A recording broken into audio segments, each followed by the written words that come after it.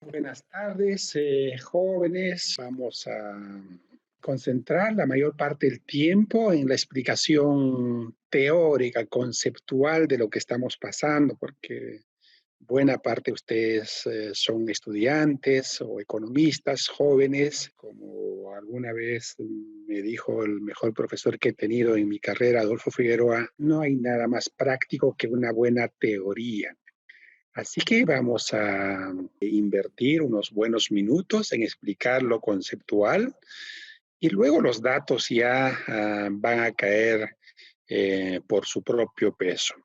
En esta coyuntura, los economistas hemos tenido que aprender un poco de epidemiología, porque no hay manera de entender esta crisis si uno no entiende, aunque sea un poquito de epidemiología.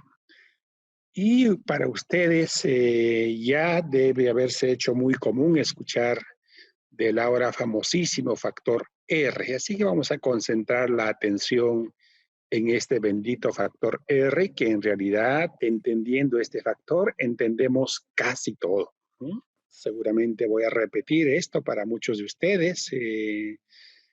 Es un indicador de a cuántas personas puede contagiar un infectado.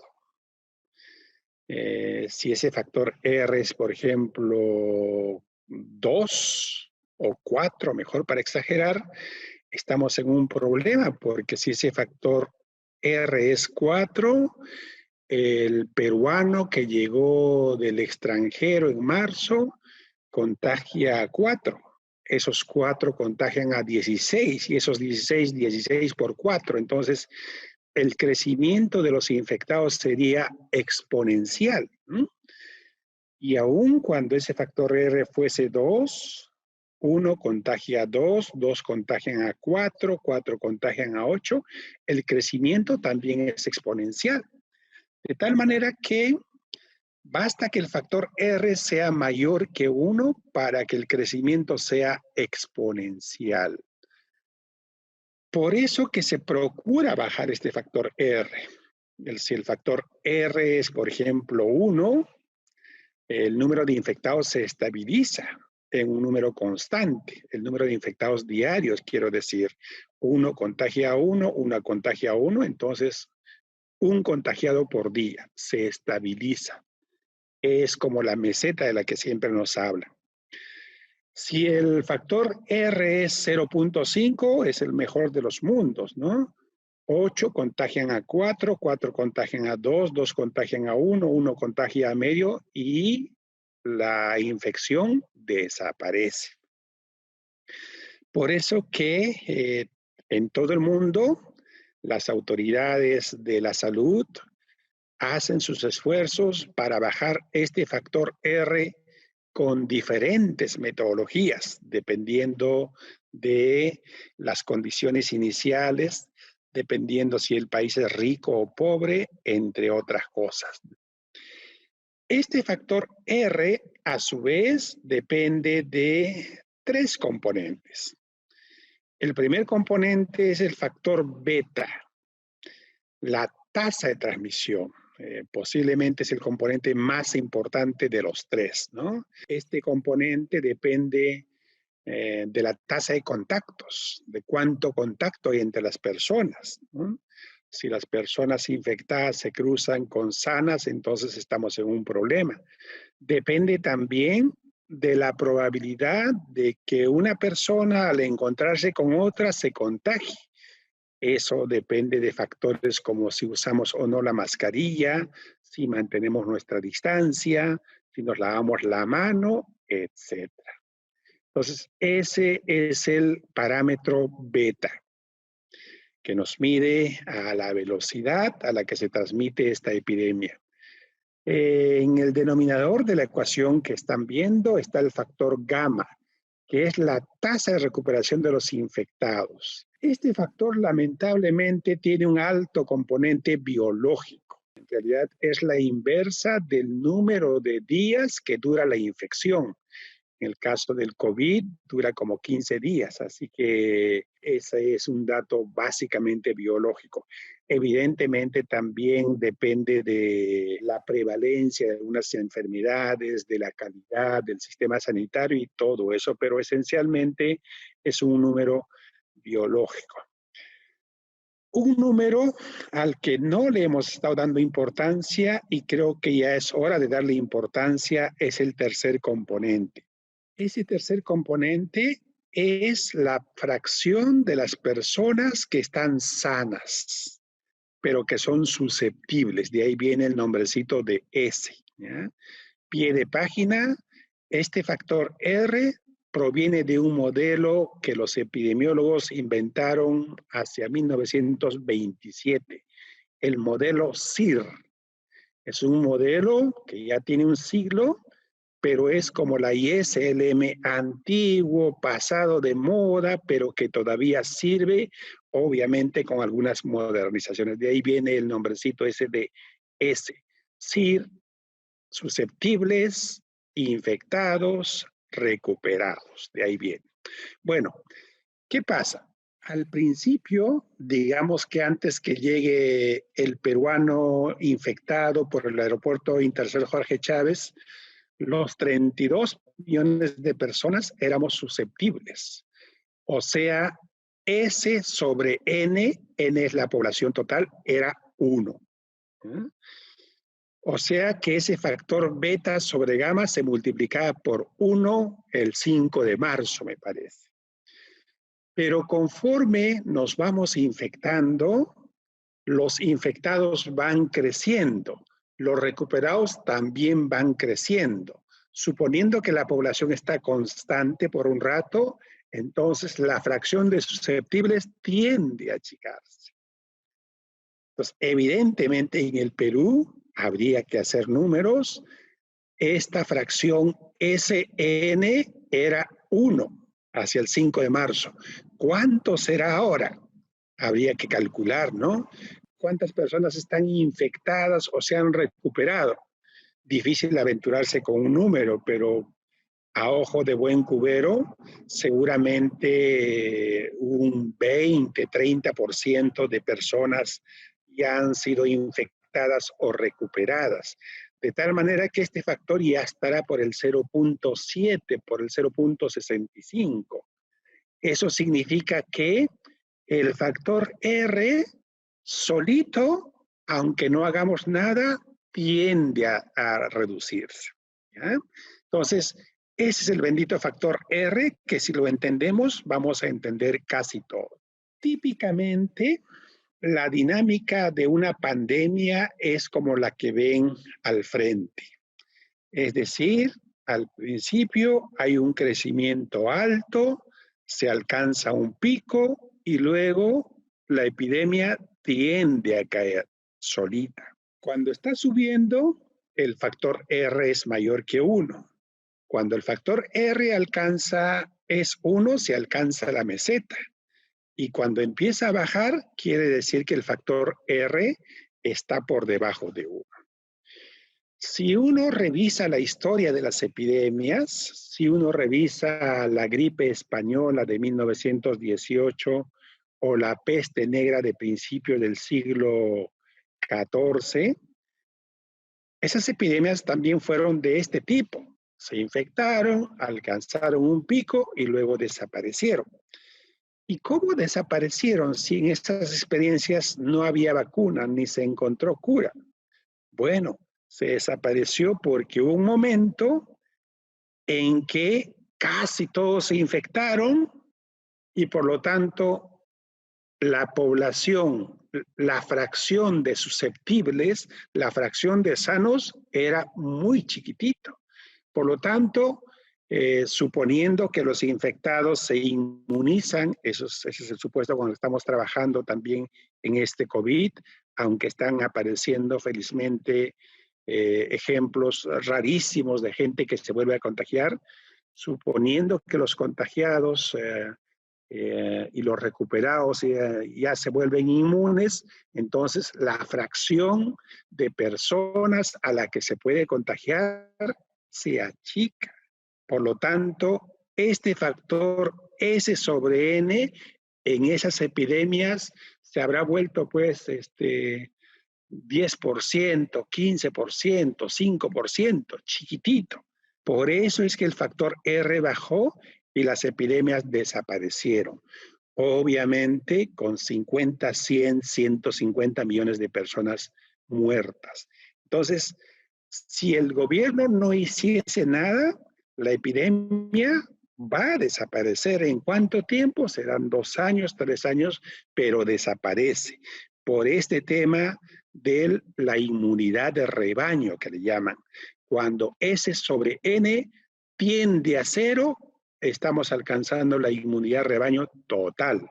Matemáticamente, R puede ser 0 con la inmunidad de rebaño. Sin embargo, estamos en pleno siglo XXI, por lo tanto, tenemos que pensar que no podemos permitir que la epidemia avance sin que el Estado haga algo.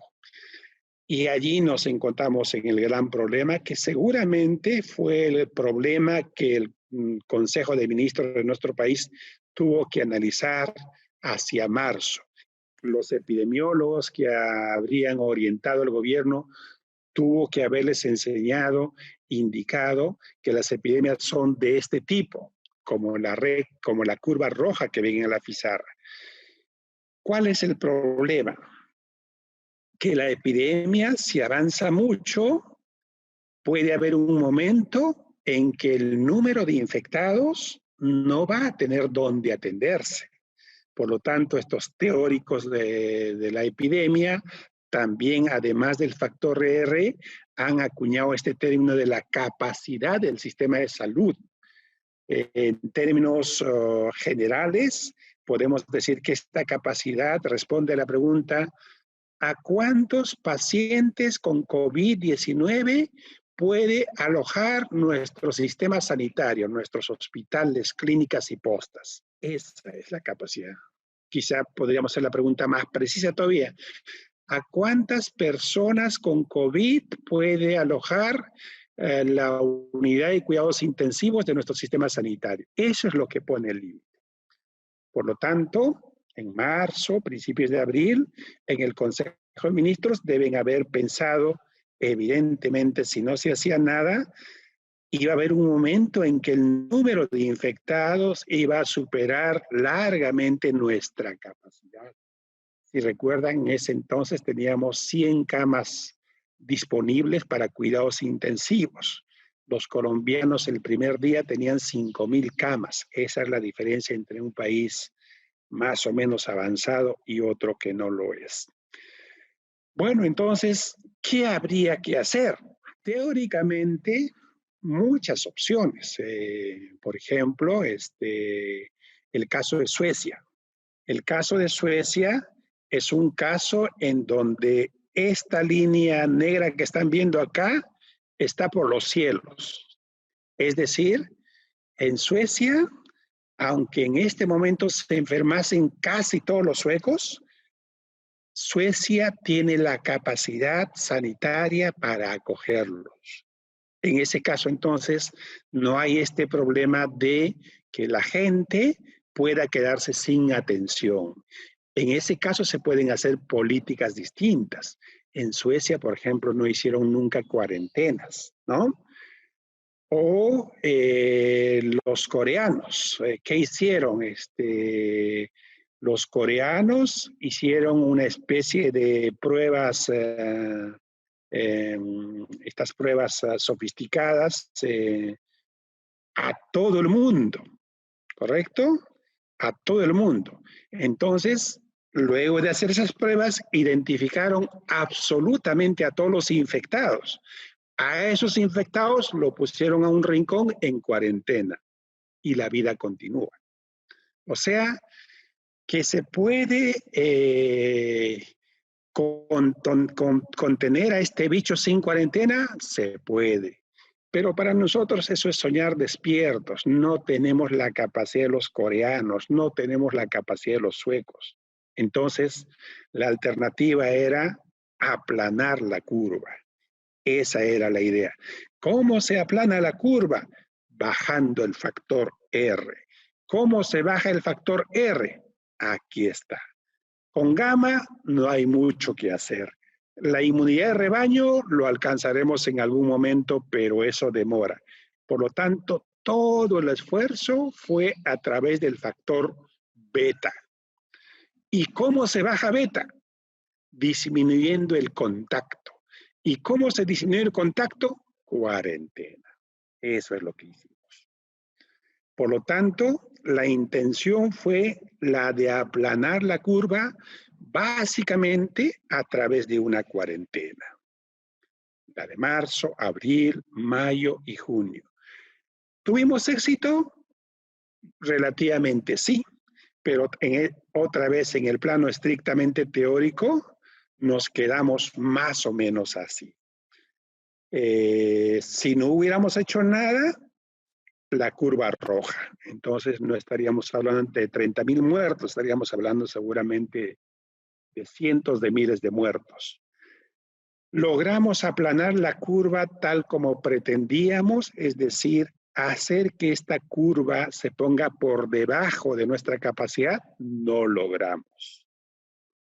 Aplanamos la curva más o menos, pero también hicimos algo por la capacidad de nuestro sistema de salud, es decir, hemos avanzado en tener más camas para nuestros pacientes, pero aún así, en este momento estamos en una situación en la que la capacidad de nuestro sistema sanitario está claramente por debajo de las personas a las que se podían atender.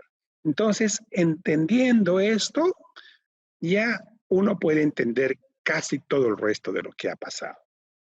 Una manera muy sencilla de vincular todo esto de la epidemia con la economía es esto que les han enseñado en introducción a la microeconomía seguramente. La función de producción, la ecuación 1 nos dice que la producción depende de la tecnología o productividad total de los factores. El factor A depende del stock de capital y depende de un concepto que hemos introducido acá, de la mano de obra disponible durante una pandemia. ¿Por qué es importante ese concepto?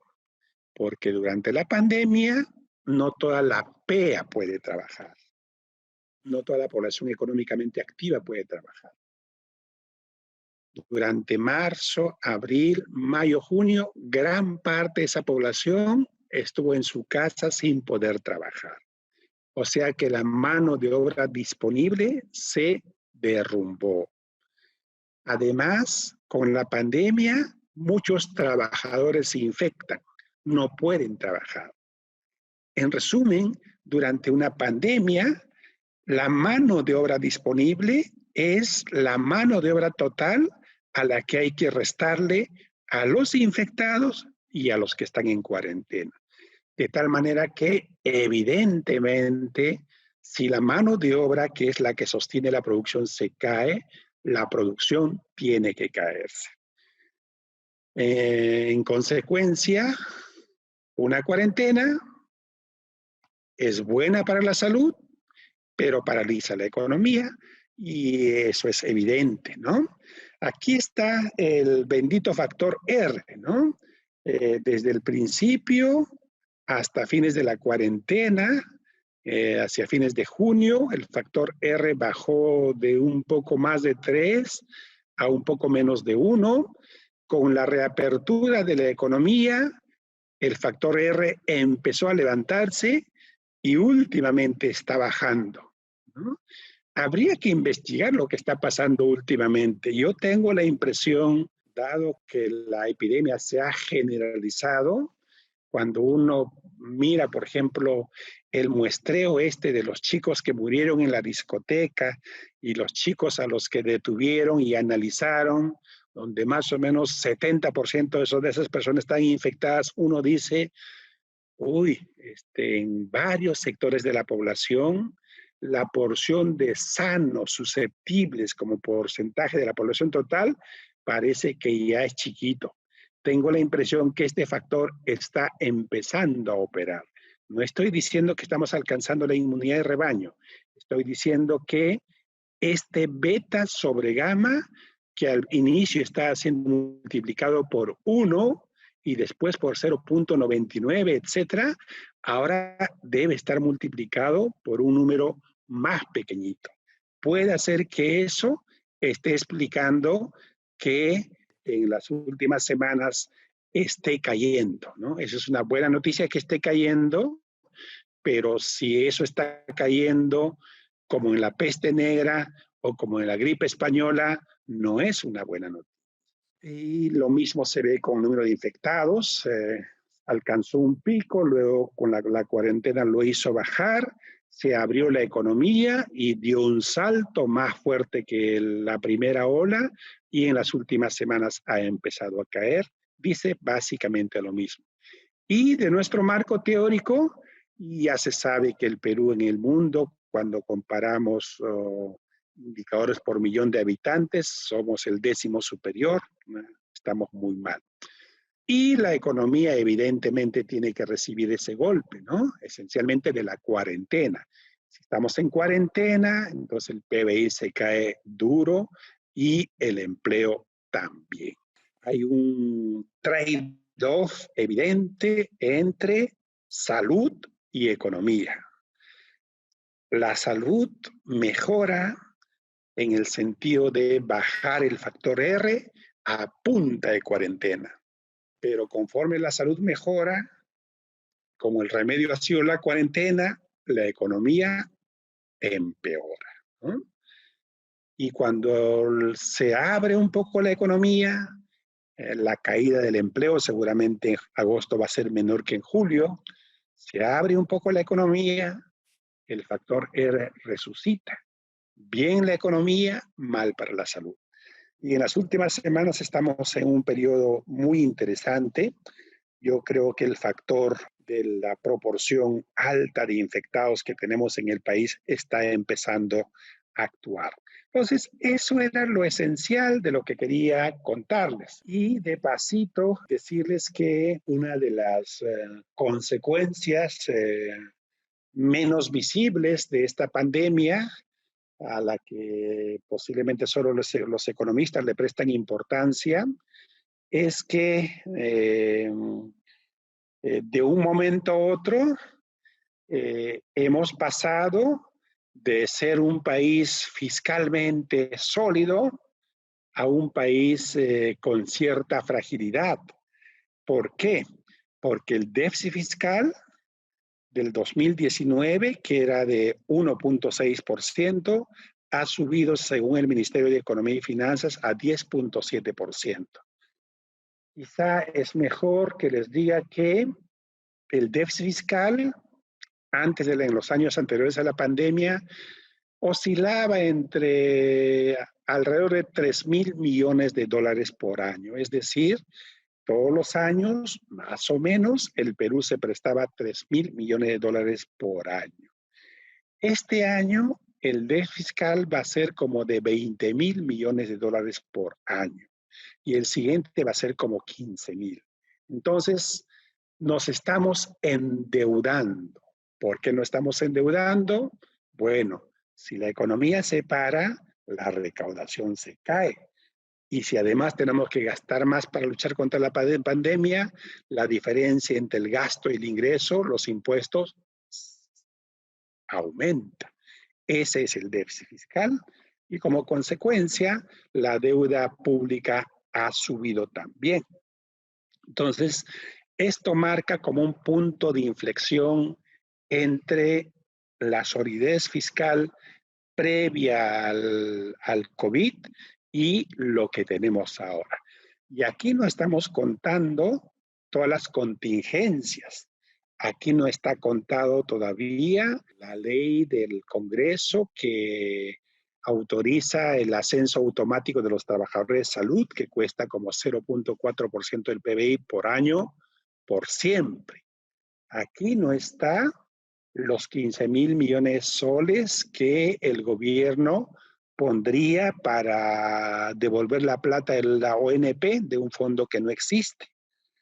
Aquí tampoco está el efecto colateral de Reactiva Perú. Reactiva Perú es un programa que ha operado como un respirador mecánico para las empresas, porque les ha dotado de capital de trabajo, 60.000 millones de soles. Bueno, más o menos una quinta parte de esos 60.000 son créditos que han llegado a algunas empresas, a muchas empresas, y más o menos un quinto de esos 60.000 no van a ser pagados. Va a tener que encargarlo el gobierno. De tal manera que el panorama fiscal hacia adelante no pinta bien. En resumen, jóvenes, hemos tenido un año, como lo ha tenido el mundo, extraordinario. Estamos enfrentando la crisis económica más severa desde 1880. Estamos enfrentando la crisis fiscal más grande posiblemente desde fines de los 80. Hemos hablado del PBI, déficit fiscal, pero claramente si se cae el PBI caerá el empleo con rudeza, y si el empleo cae la pobreza aumentará. Entonces, todos esos problemas, ¿no? Perú se ha convertido repentinamente del país estrella en América Latina al país en donde el número de fallecidos por millón de habitantes sería de los más altos, a uno de los países con el déficit fiscal más alto y a uno de los países políticamente más inestables en el mundo. Esperemos que por lo menos alguno de estos problemas se solucione en las horas siguientes o los días siguientes. Claramente estamos frente a un problema y es mejor conocer la realidad tal como las proyecciones más serias nos muestran, y pensar que para restablecer la solidez de nuestra economía, para restablecer un dinamismo de la producción y el empleo, el esfuerzo va a tener que ser de todos, y necesitaremos de una clase política desde el Ejecutivo y el Congreso muy inteligente y muy responsable para reconstruir este país después de los estragos que ha dejado la epidemia del COVID-19.